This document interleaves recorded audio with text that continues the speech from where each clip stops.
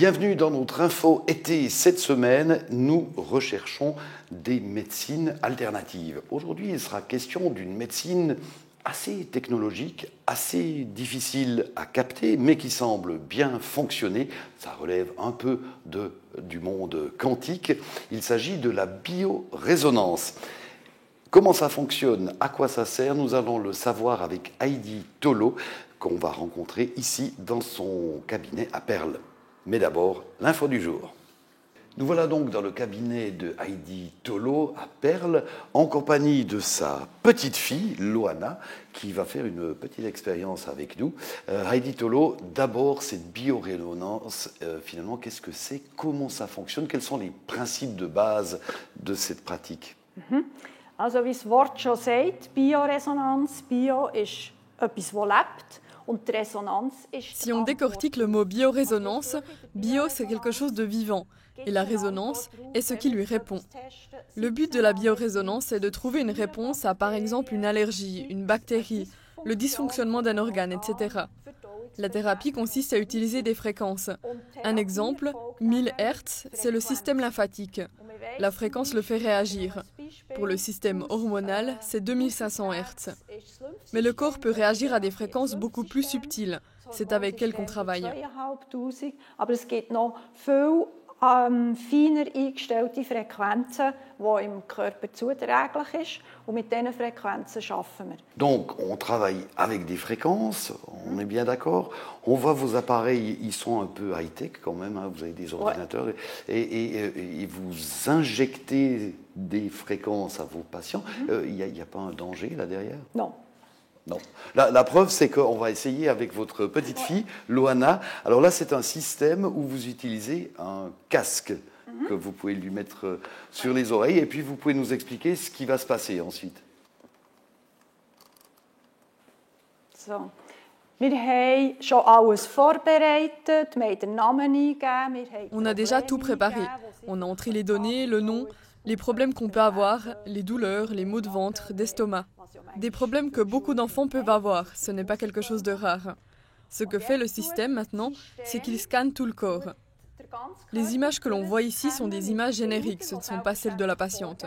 Par contre, les lignes bleues et rouges sont bien des données de cette patiente. Ce sont les fréquences qui proviennent de ses différents organes. En bas, on voit des symboles avec des numéros.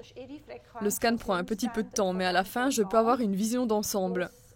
Tout ce qui apparaît en vert est bon, il n'y a pas de problème. Je m'occupe de ceux qui ont un point rouge, car cela veut dire qu'il y a au moins un symbole avec le numéro 5, qui est presque le pire. Les plus mauvais sont les points brun foncé. Là, ça veut dire qu'il y a au moins un symbole avec le 5 et au moins un symbole avec le 6, le pire de tous. Je dois analyser les liens qu'ont ces points brun foncé avec les problèmes de la patiente. Ça nous dit où il faut aller les chercher. Die dunkelbraunen Pünktchen, das sind die schlechtesten, dort hat es 5 und 6 drin.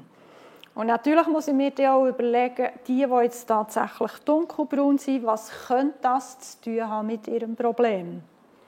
Und dort gehen wir nachher suchen. Donc, grâce à votre machine, vous arrivez à faire un diagnostic. Vous arrivez, alors il faut un petit peu tâtonner, hein, on fait une version un petit peu rapide ici, mais vous arrivez à trouver ce qui ne fonctionne pas comme ça le devrait dans le corps de Loana. Et ensuite, alors pour améliorer la chose, qu'est-ce que vous faites? Also, die Diagnose könnt ihr nicht vergleichen mit einer schulmedizinischen Diagnose. On ne peut pas comparer ce diagnostic à celui de la médecine conventionnelle. Ce système-ci montre des disharmonies bien avant. On a par exemple ici l'estomac. On voit 4 petits carrés. Ce n'est pas encore grave, mais on les voit déjà. Si on n'agit pas dans les 3 prochaines années, un problème pourrait se développer qui pourrait alors être diagnostiqué par la médecine conventionnelle. Notre diagnostic est énergétique. Il peut se faire bien à l'avance pour améliorer la situation énergétique. Ein anderes Problem geben, das dann auch schulmedizinisch könnte nachgewiesen werden.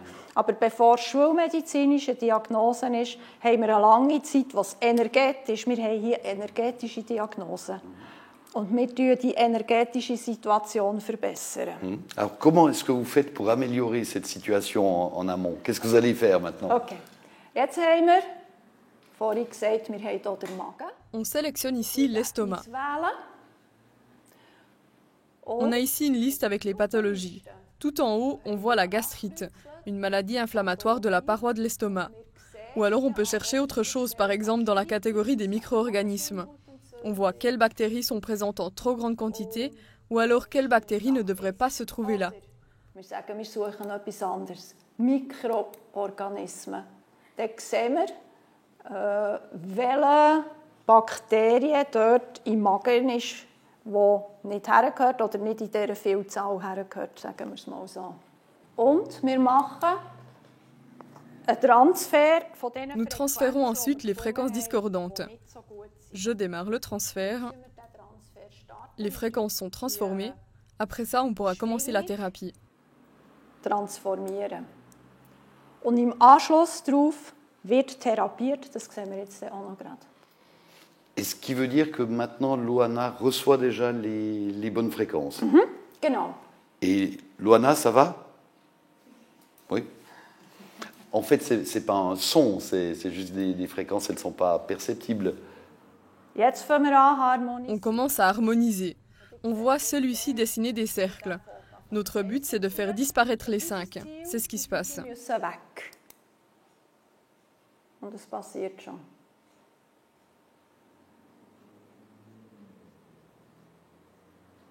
Heisst das, wir haben wieder ein Werk. C'est un outil au service de l'humain qui lui sert de point de départ pour se soigner.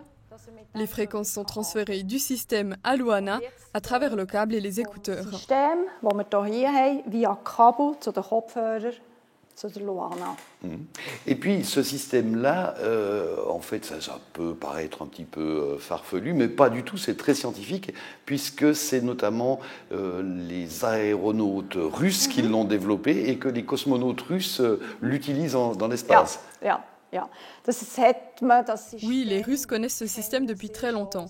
Ils ne l'utilisent pas seulement pour les cosmonautes, aussi pour les terriens. Cette technologie est arrivée dans l'espace germanophone il y a une vingtaine d'années. Erdlingen. Und das ist etwa vor knapp 20 Jahren in den deutschsprachigen Raum von Europa gekommen. Und jetzt dürfen wir es auch anwenden.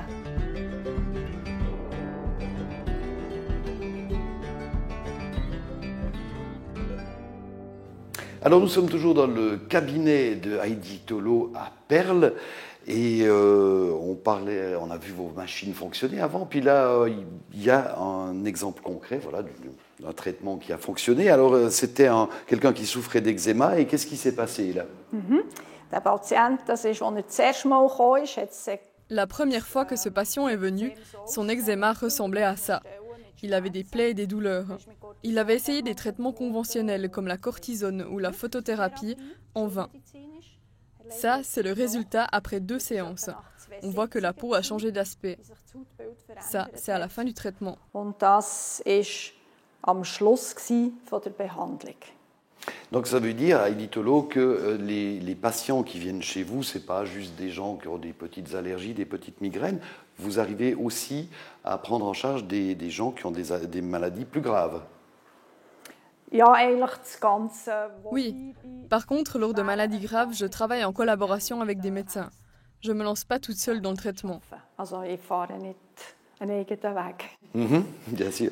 Et vous êtes ici à Perles et vous avez beaucoup de clientèle qui viennent du Jura. Parce qu'apparemment, dans le Jura, il n'y a personne qui pratique la biorésonance. À ma connaissance, oui. Ouais. Et cette fameuse biorésonance, elle est reconnue de nos jours. La plupart des caisses maladies complémentaires la remboursent. Est-ce que ça vous donne un statut un peu plus sûr? Also wir haben verschiedene Vereinigungen, das ist zum Beispiel das EMR. Nous avons plusieurs associations, par exemple le registre de médecine empirique ou l'association suisse en naturothérapie qui contrôle la qualité des pratiques des thérapeutes, s'ils et elles ont fait assez de formation, ont passé des examens généraux et dans la thérapie qu'ils ou elles pratiquent. La biorésonance n'est qu'un exemple parmi d'autres thérapies. Les assurances maladies remboursent automatiquement les thérapies enregistrées au registre de médecine empirique. Stützen auf das EMR, wer die anerkennen, tut die Krankenkasse automatisch auch anerkennen. Par les caisses maladies. Vous disiez tout à l'heure, quand vous avez des maladies graves, vous préférez collaborer avec des médecins. Est-ce qu'il y a beaucoup de médecins classiques qui vous envoient des patients? Das gibt's auch, ja. Also der früher Hausarzt, Dorfarzt. Ça arrive, oui. L'ancien médecin de famille de Peterlen m'envoyait de temps en temps des gens. Nous collaborions très bien, c'était agréable. Sehr gute Zusammenarbeit gehabt. Sehr angenehm. Et pour quelqu'un qui aurait un problème, je ne sais pas, j'ai une petite migraine, peut-être que la biorésonance pourrait m'aider, il faut compter combien de séances, il faut compter quelle longueur de thérapie chez vous? Ça dépend depuis combien de temps vous avez déjà cette migraine. Si ça fait déjà 20 ans, ça va probablement prendre du temps. Si c'est seulement depuis l'année dernière, ça va aller un peu plus vite. D'accord. Edith Thelot, merci beaucoup pour ces explications de cette discipline un peu compliquée, un peu technique, un peu quantique, qui est la biorésonance. Voilà, demain, nous allons nous intéresser à toute autre chose. Nous allons nous intéresser au langage et au comportement qui peuvent fortement influencer notre manière d'agir, nos capacités, notre force de concentration. Ça s'appelle la PNL. On en parle demain.